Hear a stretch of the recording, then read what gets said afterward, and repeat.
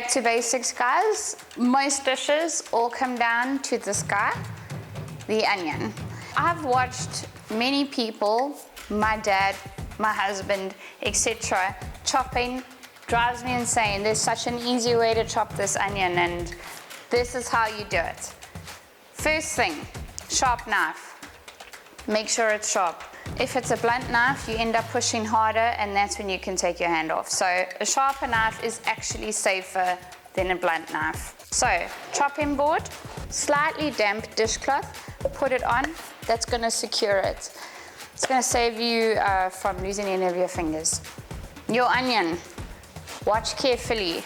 The normal style for a home cook to cut is I see this. One side, next side. Don't do it. You want the grasp on one side, okay? So cut off this side, done. Keep these things for stock if you're ever making a stock. Cut it in half. Peel. The peels are also good for stock. They also have a lot of flavor in them.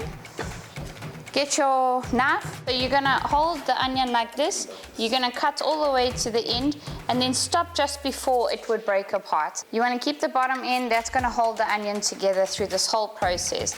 That's the key to a fast chop. You're now gonna slice parallel to the chopping board. You're gonna go almost until the end. Okay, so now that you've cut your onion horizontally, you're gonna slice it down towards the board. You're just gonna go with the angle of the onion. Again, make sure your blade doesn't go all the way to the end. You wanna leave some space. Okay, get it all together. So last step for chopping, you've cut it this way, you've cut it diagonally towards you, one more angle, and that's straight ahead of you.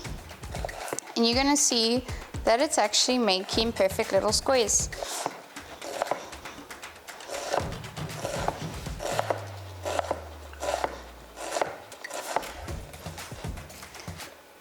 If there are any other pieces that come apart from the onion, which they do, you can just sort of chop them yourself like you would. But as you can see, this is a much quicker version, and get the tissues ready.